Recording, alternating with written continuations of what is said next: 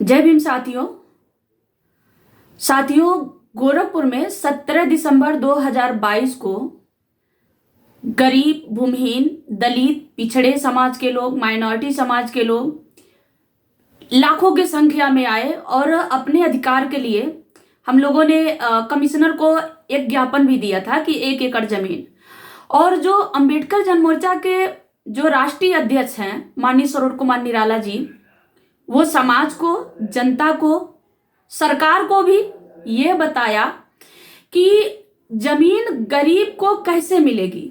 जो जमीन है, जो दलित हैं, पिछड़े हैं, भूमिहीन हैं, उनको कैसे मिलेगी, क्यों मिलेगी, किस फॉर्मूला के तहत मिल सकती है, उन्होंने बताया।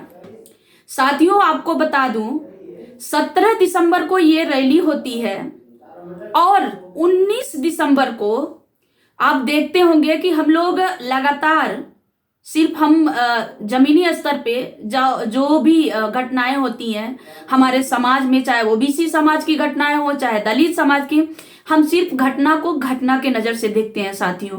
पीड़ित को पीड़ित के नजर से देखते हैं साथियों। किसी भी जाति धर्म की हो, हम उसके लिए खड़े रहते हैं साथियों। उसी में बीजेपी के विधायक महेंद्र पाल सिंह, एक घटना आपके बीच में आया कि एक पीड़िता के साथ गैंग रेप जैसे वारदात हुआ। पिपराइच थाने का पुलिस उस आरोपियों को बचाने के लिए और महेंद्र पाल सिंह के सह पर पुलिस अपराधियों को बचाने के लिए पीड़ित पर ही 307 का मुकदमा लगाया। ये केस आपके बीच में रखा गया, मीडिया, सोशल मीडिया के बीच में रखा गया, जिसमें बीजेपी सरकार की छीछालेदर होने लगी साथियों।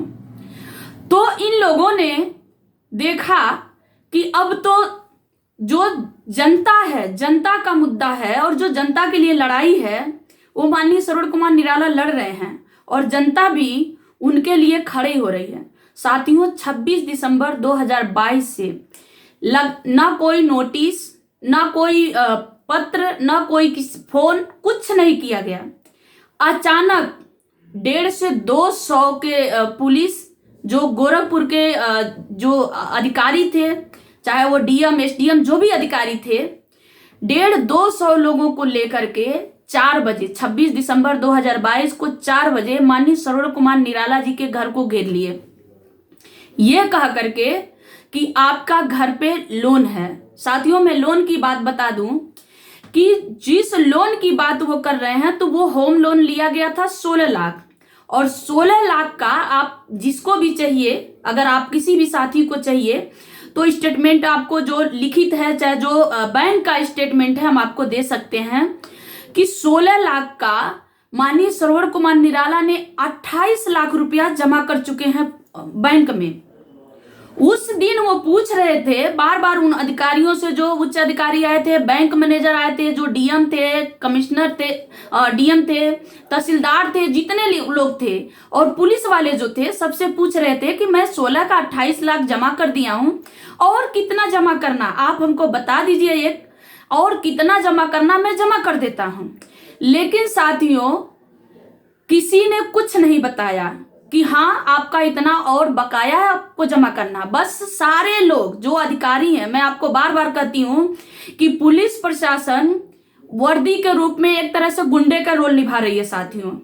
बार बार ये कह रहे हैं कि आपके पास इतना पैसा कहां से आया, सरकार का पैसा आप दे नहीं रहे हैं, आप रैली करने के लिए पैसा है, आप जनता को इकट्ठा करने के लिए पैसा है, जनता के मुद्दा के लड़ने के लिए पैसा है, बार बार प्रेस कॉन्फ्रेंस करने के लिए पैसा है, तो आप बताइए आप सरकार का पैसा क्यों नहीं दे रहे हैं साथियों। जबकि माननीय सरोज कुमार निराला जी पूछ रहे हैं कि हम 16 लाख का 28 लाख दे चुके हैं, और उसके बाद कितना बकाया बाकी है हमको दे दीजिए, बता दीजिए, हम जमा करवा देते हैं। साथियों, 26 तारीख से माननीय सरोज कुमार निराला जी का घर सील किया गया। घर को सीज करने के बाद इन लोगों ने क्या किया, 4 जनवरी 2023 को हम कोर्ट गए। आपसे मैं बता दूं कि माननीय सरोज कुमार निराला जी कोर्ट गए, और कोर्ट ने इस सरकार को, और जो लोग गए थे उसको, वो फटकार लगाई, और मानहानि का दावा तो होगा, ये पक्का है, मानहानि का दावा तो हम लोग करेंगे। लेकिन साथियों मैं आपको बता दूं कि कोर्ट ने आदेश दिया और माननीय सरोवर कुमार निराला जी का घर बैंक ने वापस किया, हार मानने पड़ी साथियों।